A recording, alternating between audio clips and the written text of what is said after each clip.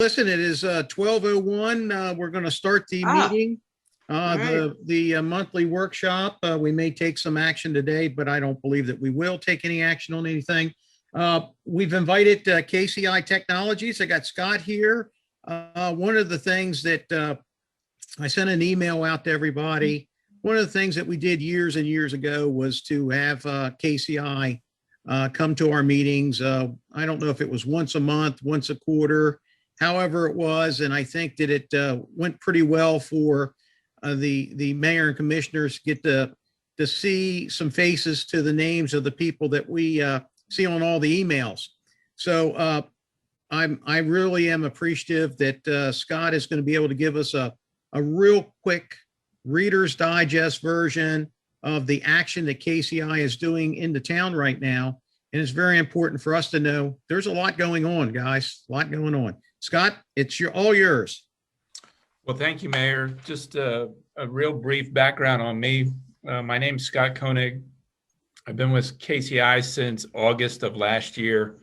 But prior to that, I had spent almost 30 years in local government as a public works engineer, public works director, a city manager, a town manager, and now I've come full circle back into the private sector of engineering. So KCI hired me to really get involved in the municipal engineering side of things. And municipal engineering is a big bundle of items. So I've spent a lot of time in my career with planning commissions, board of adjustments, councils, homeowners associations, angry homeowners associations, all those types of things that go with local government. So as part of our service, staff prepares what they call the monthly engineering summary, and it's sent to the town. And it really gives you kind of the overview of all the things going on. So I want to go through that quickly just to give everybody kind of an idea of all the things that are happening from the engineering side of it, and encourage you to really understand all the things that are going on in the background, because there really is a lot of stuff going on at the staff level and at the background level with developers and others that are involved in the development process. So from a plan review process, which is the side that I work mostly on in our land development group, we review the plans that come in to support your planning office. So, for example, in the Red Hill subdivision, we'll get site grading plans that are submitted to the town. Then they get submitted over to KCI. And we typically send out one of our engineering and trainings to do a field verification of what we're looking at, give them some time to get out in the field and look and see how the development process is working on plans that they may have reviewed many, many months ago, or in some cases years ago. And those site grading plans, typically, they may generate an approval letter. They may generate a letter that requires the developer to do different things. But ultimately, there's some back and forth, and then there's an approval letter that goes out. And so we've been working in the Red Hill subdivision on that. There's a project called the Estes expansion, which is over, as far as I know, on Chesapeake Boulevard, which I'm not exactly familiar with all the streets in Elkton. So if I misspeak on a road, please correct me. Another subdivision that the staff has been working with is the lot grading in Walnut Hill and Quail Ridge. We have a project where Chick-fil-A is modifying their drive-through. And if anybody's probably visited a Chick-fil-A anywhere in the country recently, I think all the Chick-fil-A's are modifying their drive-through because they've tapped into a unique business opportunity. And there is a lot of work going on, I think, in the kind of the fleet of Chick-fil-A's to modify their buildings and their parking lots to meet the current demands. So that is underway. Kind of the big behemoth that's going on is the Southfields development. And for lack of a better word, there's multi-components to the Southfields development. So we have a task called Task 193. This is the overall land development plan for Southfields that is intended to carve up that large piece of land into, I believe it's 11 separate lots. And the thing that we've been most focused on the last month or so has been getting the final piece of the puzzle as far as the water tower site and the boundary tied down for the water tower site, and coordinating with Morris Ritchie Associates on that boundary. And another thing that's happening in the background of that is there's a significant amount of time that's going on regarding the traffic impact study review for that project. So phase one of the traffic impact study included parcel one, which is the logistics warehousing. The phase two has just been resubmitted, and that encompasses all the residential parcels and the outdoor recreation fields, soccer fields, and the ball fields that are associated with the project. So that component of the traffic impact study has just been submitted and is beginning review with our traffic engineers. Another component of Southfields is what's called Parcel D, which is the multifamily housing. They've submitted a concept for their stormwater management and their erosion control, so that review has begun.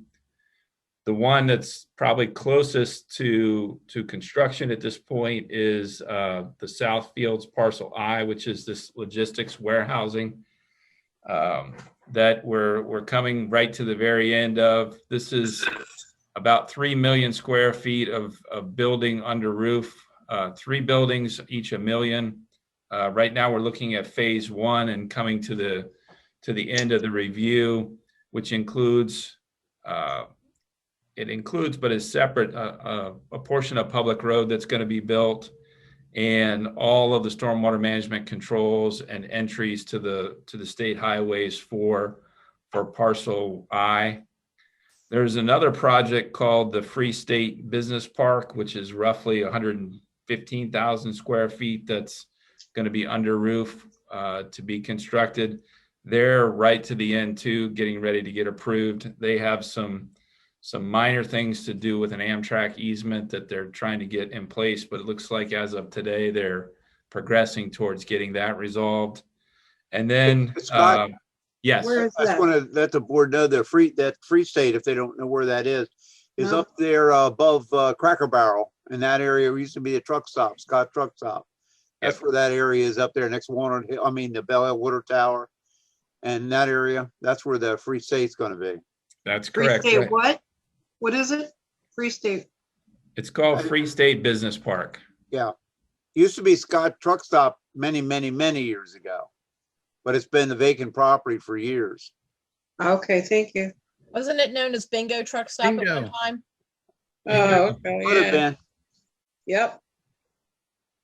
a So lot of there's truck also- stops. I mean, okay.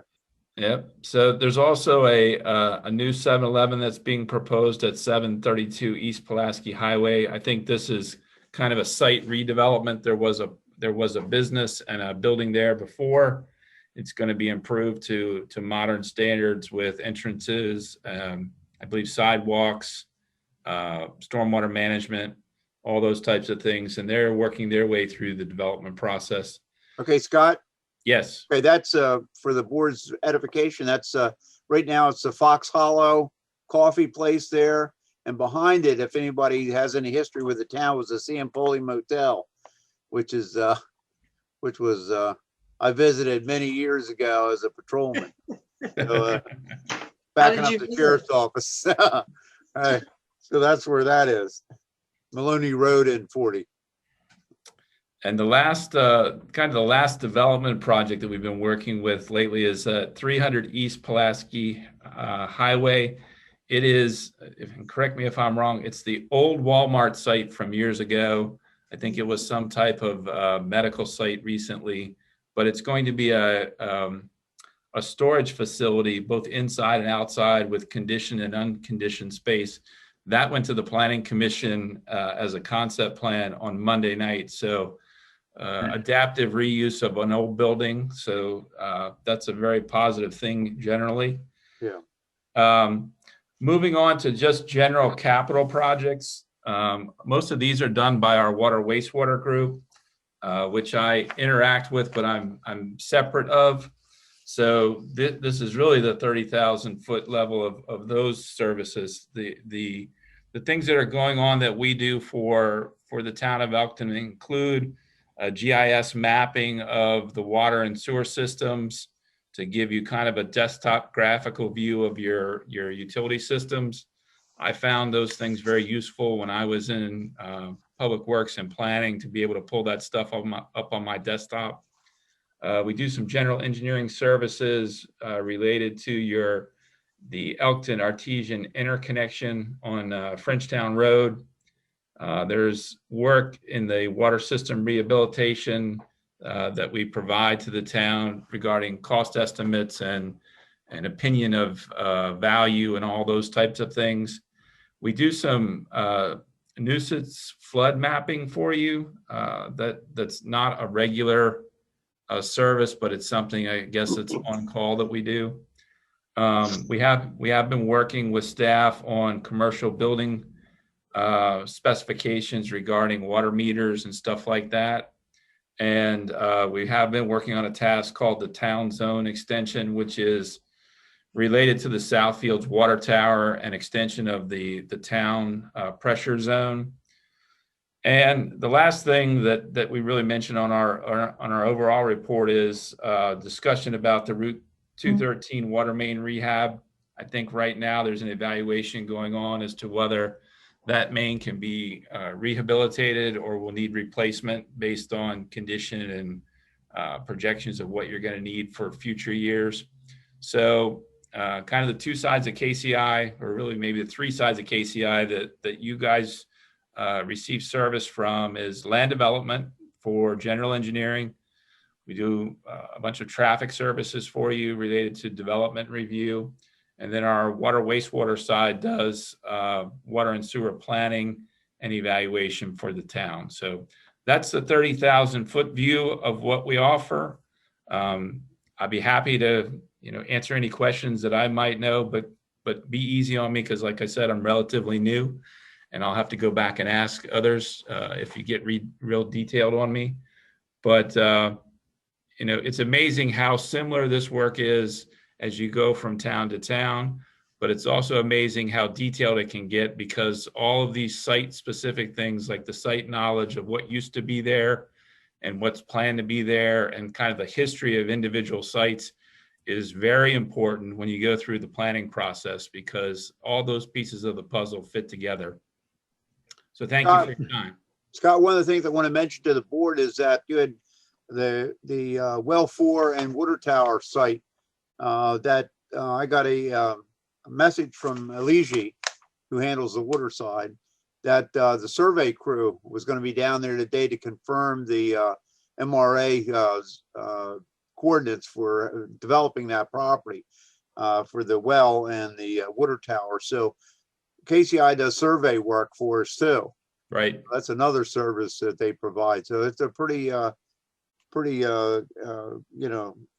valuable asset to our organization to have KCI engineering and all the services available to us. So hopefully they'll get that water tower property lined up so they can get working on the design in earnest.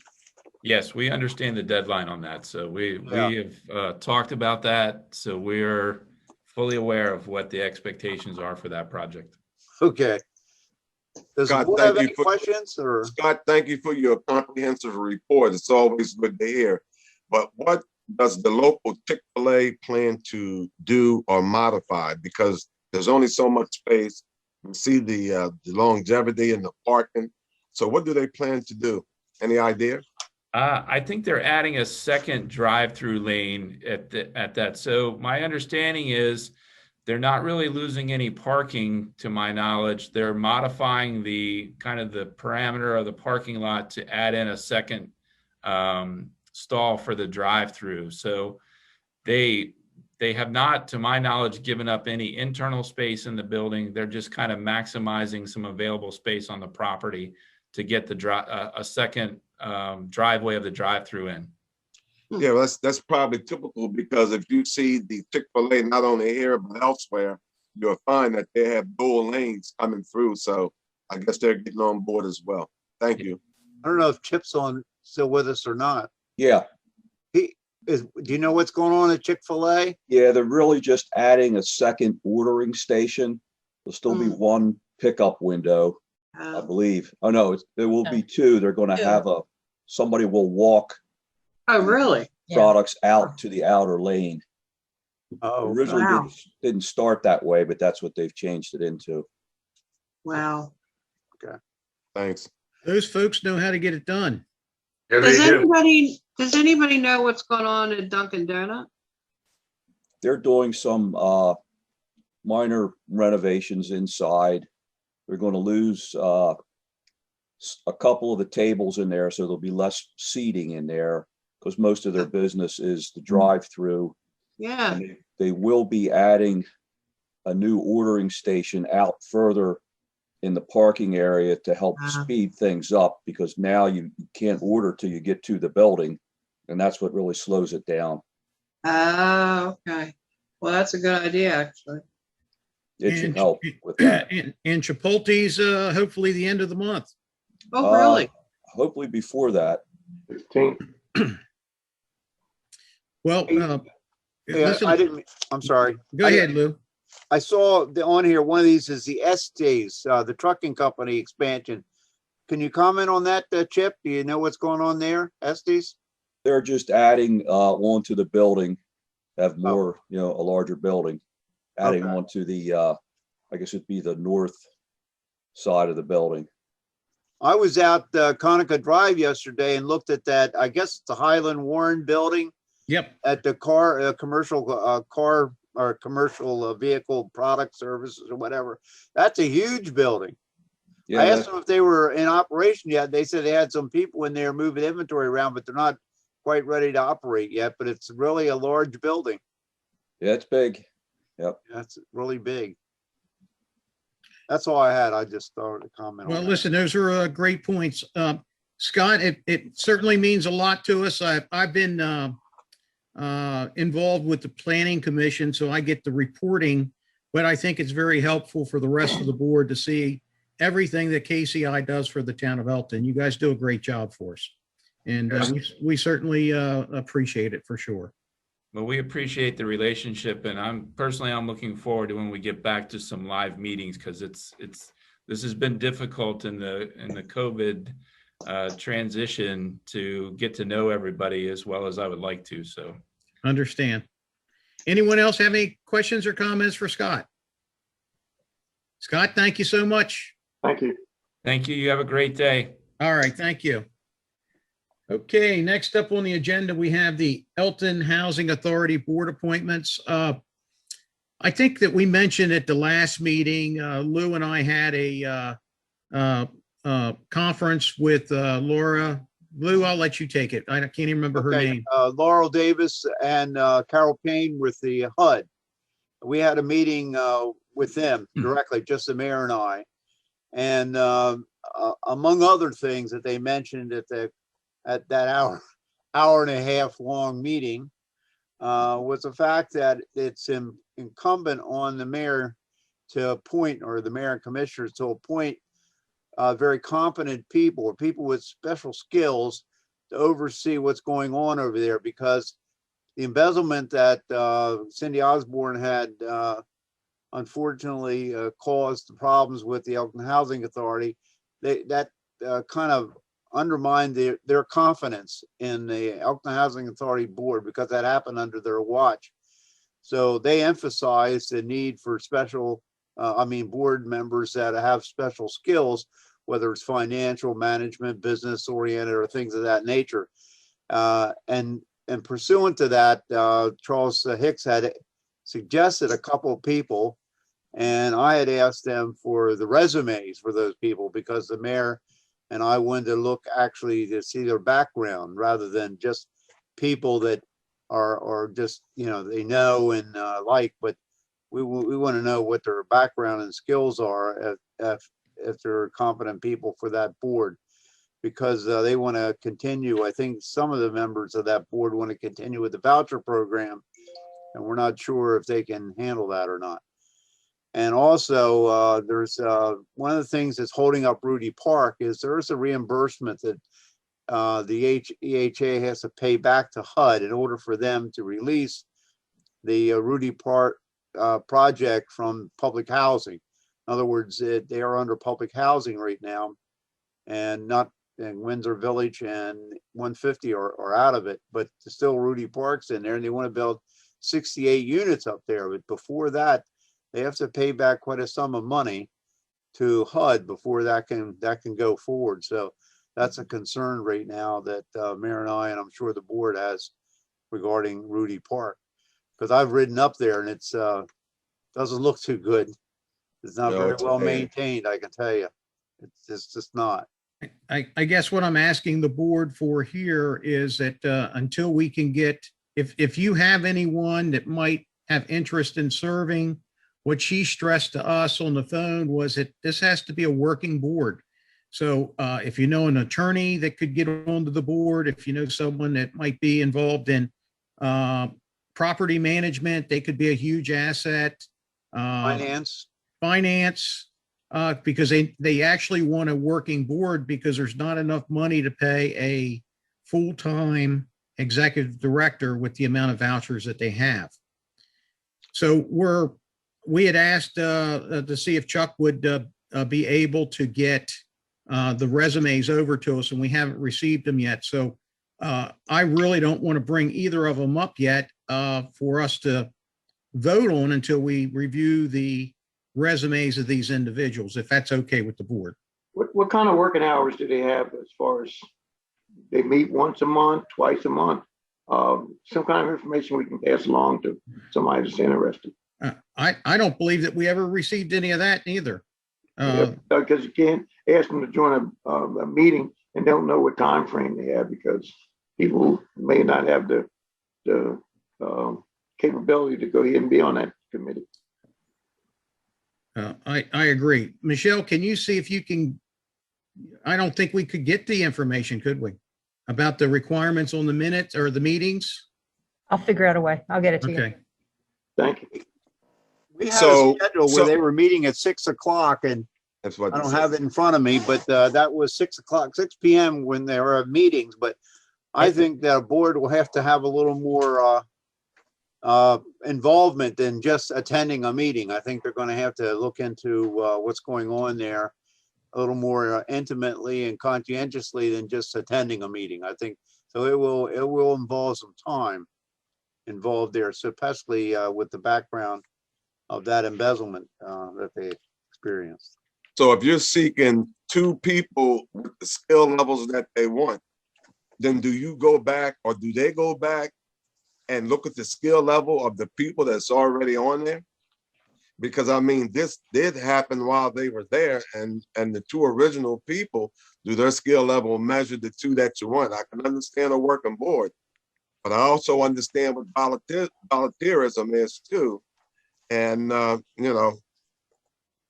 it's how to Yeah. look at the total board. Yeah, I think we're a little bit in a quandary here, because when Lou and I got off of that call with the folks from HUD, quite frankly, I'm going to share that they don't believe that it's going to be able to sustain itself with the amount of dollars coming in on those vouchers. So her language was that, you know, if we're going to do this, we got to make sure that we get a working board. Literally, when I say a working board, I think they're relying on, and John Downs, I'm not pointing at you, but if we picked up an attorney, they want that attorney to be able to file paperwork for them. And I just don't know if these things are going to happen, because there's I no agree money. with you. There's just no money. Well, the next meeting is a virtual meeting, and it's held on March 16th at 6 p.m. because I got the scheduled regular board meetings for 2021. And that's the next meeting. But right now, according to the protocol, they're having virtual meetings. Well, maybe we'll try to get on there. We won't do anything today. but if we get the resumes for next, are we meeting next Wednesday or is that St. Patrick's Day and we're not meeting? That's correct. It had We been are not. canceled. That's correct. Okay. If something crazy has to happen and we have to appoint people to meet any deadlines, we'll just have a special meeting to do that. So Rob, with the housing authority, they're not, I mean, we're not waiting for them. I mean, we're waiting for them to get the other board members, right? We're waiting for them to, Charles Hicks had a couple people that he thought would do a good job for the board, and we're waiting for their resumes from them. But I would also say, I know I reached out to a couple people and there hasn't been a lot of interest of people wanting to serve on this board. And did we ever supply that letter or something that they asked for? Did they ask for a letter from us? Yes, I think Lewis Oh, did thank sign you. that letter. Okay, so we're, I mean, it's in their hands, so, right? It really is in their hands right now. The letter that was sent to the housing authority was in support of Rudy Park. Right. I understand. But the irony here is that Rudy Park can't go forward until the housing authority has reimbursed the HUD for the money that was embezzled by Cindy Osborne. And the money that's that they reimburse can't be federal money. It has to be money they get from development from the Ingerman Group, probably for the development of those projects. But I have not been able to get any information from Mr. Hicks about the strategy or anything of that nature yet. Okay. So I can't comment on that any further. So that's where we are right now. They have a quorum. They can still meet. They just have to vote unanimous. So really, I don't think that we're really holding anything up by not having bodies. But I want to make sure after we had that meeting, I don't want us to be held accountable for not doing the right thing that we were asked to do by HUD. And they wanted us to make sure that we saw resumes and they would fit into that position. Okay. Any comments on that? All right. Fireworks. Let's talk about fireworks. I think at the last meeting, we said that we'll move forward with fireworks. I think that we have a couple challenges with where the fireworks were let off in the years past. The trees have grown higher. We really shouldn't have ground fireworks anymore. We should probably take that money that we spent on the ground fireworks and make them the higher shooting fireworks. Michelle brought up a little map prior to the meeting, and I'm kind of thinking the suggestion is to we may have to put the fireworks in the center of Meadow Park, which we talked about a few years ago, but I'm not sure where any of the residents would be sitting or if they can sit. I would almost say we need someone to work out the logistics and bring us back a plan. I agree with you. Remember when we had the fireworks, we had a couple people, not a couple people, noticed from the certain parking lots you can see. Yep. Fireworks real good down at the Big Elk lot. Maybe ask the manager, the owner there, maybe use his parking space, have people meet in certain parking spots. That way they stay distance, and when they still see the fireworks, they have them parked down in some of the parking lots on this other side of town. I went through town. There's like 3 different spots you can really park and see them real well. So that's just a point. Yeah, Earl, I like that point. And like Rob said, the logistics, as Michelle looks into this, you can find alternate spots where people can actually stand and see the fireworks without everybody converging in one spot like they used to. Right. Mm-hmm. The Eder Park is where I watched them 2 years ago, and it was actually wonderful to watch from I'm going to tell you, I was at the beer garden at Elk River, and the view was wonderful. Howard's Pond too. Yeah, Judge Wilcox spot, right. Yeah. On about 40. The year before last, we blocked off the parking lot behind on Howard Street, the big parking lot behind Edwards Fashions. And we were watching them from there. That's a great place. But I think the challenge would be, Elkton Mall is great. I said the challenge would probably be for the police department with the chief, because of all the different locations, having y'all have to police those areas. It would probably be. It could be a little bit of a challenge, but it might not be too bad if we can work it out with them and do it. It might actually be a little easier because they'll be more spread out and we won't have such a large number in one area. Let's try to find 4 spots and identify them maybe.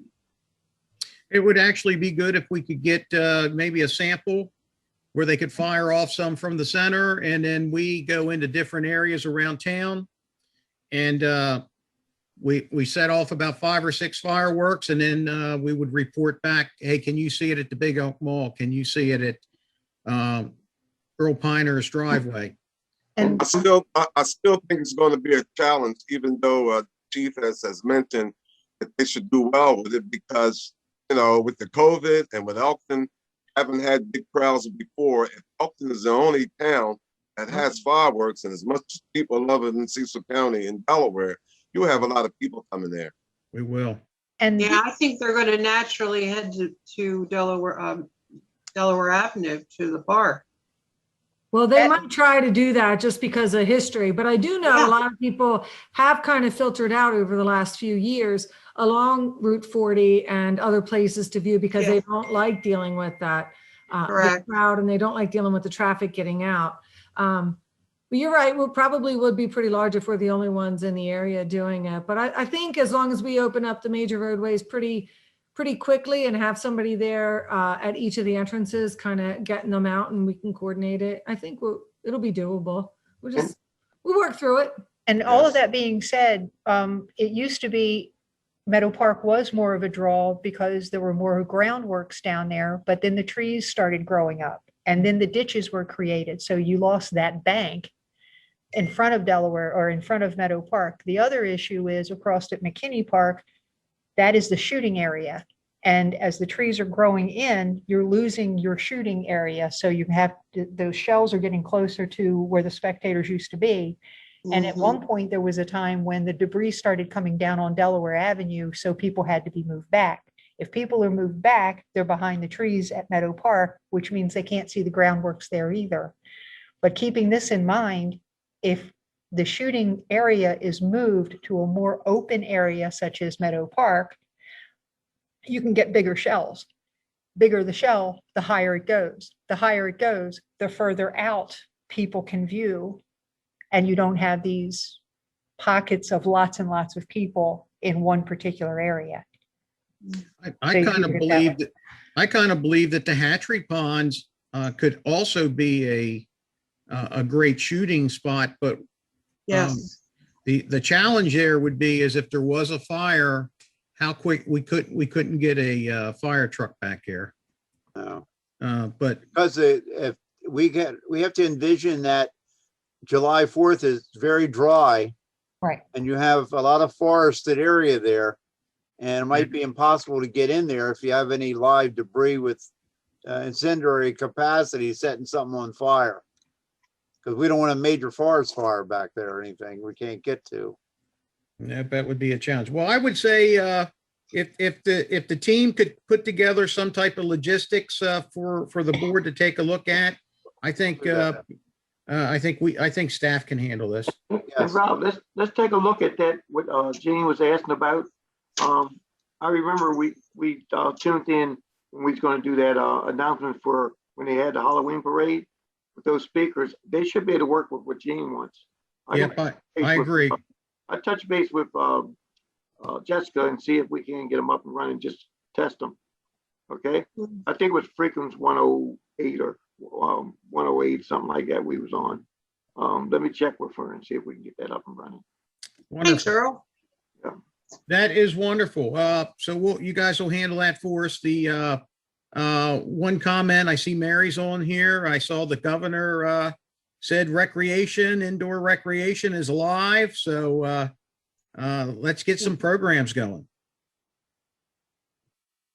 All right. Anyone else have anything for the board? Lou, Yeah, any- you know, while you talk about speakers, if you travel to Have the Great, each day downtown, in the middle of town, they have speakers on the pole and they have music that is playing. And you know, that might be a consideration if you had it downtown Elkton, somewhere on a pole or someplace that has height like at the center of town to play music. That's a thought. We got rid of the wiring up above the ground. They did. That's one reason why they couldn't put speakers down there. Yep. It's We're just a thought. underground. It's an incentive that, you know, people can hear other things other than just walking through town looking. It adds. But the thought. Okay, one of the items I have an item here. Yeah. Okay, the Maryland Rural Development Corporation leases property from the town at Hollingworth Mountain, the old family the old family support education center. They want to sublease a portion of that property to the Paris Foundation, so they can set up a trailer down there to give meals and donate clothing, shoes, and things of that to the needy people, because they got kicked out of 229 South Bridge Street. I believe that this would be a good asset to that community, because there's a lot of people that need a nice, healthy meal, and they have a donation room that they supply shoes, the socks, all the clothing items and coats and whatever they need to people that are really down and out. So all I need from the board is the board's consent to sublease a small portion of this property, so the Paris Foundation can set up and start their work again. They're a Christian organization. And I believe that since they lost 229 South Bridge Street, I'd be supportive of having them set up in Hollingworth Manor, so a lot of people can benefit from their efforts, volunteer efforts. Very good. How's the board feel about it? Love it.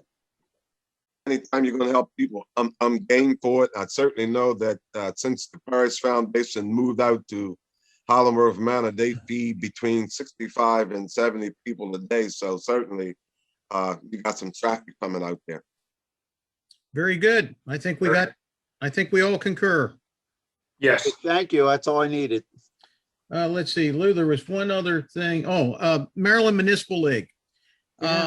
Yes. We've got at the end of the month, the Maryland Municipal League said that 2 people from each municipality could sign up. They're going to have it limited at this point. Now, it may change now that the governor's kind of changed the amount of people that could go. But I don't need to register. I'm going. But I think I definitely want to point out that I'd like for Rob to be registered. And because I know he's the new guy, he needs all the training he can get. Going. And whoever else would like to register and go ahead. I'm going. I'm going to attend all the events, but I'm not going to register. So how are we handling this year? I mean, if we register to go as one of the 2 people, or if we go virtual, we don't go to, I'm confused on how this is working. I don't believe, go ahead, Lou. The 2-person thing is in person. But Right. you can attend both that and the virtual is a separate time. So you can go to Ocean City and for the 2-day in-person thing, and then later on tune into the virtual. That's not the same time. Oh, it's a different time. Yeah, it's a different time. Oh, okay. So do we have 2 people going, or can we go down and how? I think that the Ocean City will accept anyone who wants to come down there. Well, let me ask this question. Gene, you want to go this year, correct? I would be willing to go. I'm not, Right. it doesn't bother me to go into the convention center. All right. That But sounds good. that's really, I think Charles and Earl have a little seniority right now over me. Well, what I'm asking is, I guess where I'm getting at, I'm going. Charlie, you want to go to Ocean City this year, don't you? Yay or nay? Oh, I'd love to if conditions were favorable. And like you saying, Rob, you don't know what's going to happen now that the governor has opened things up.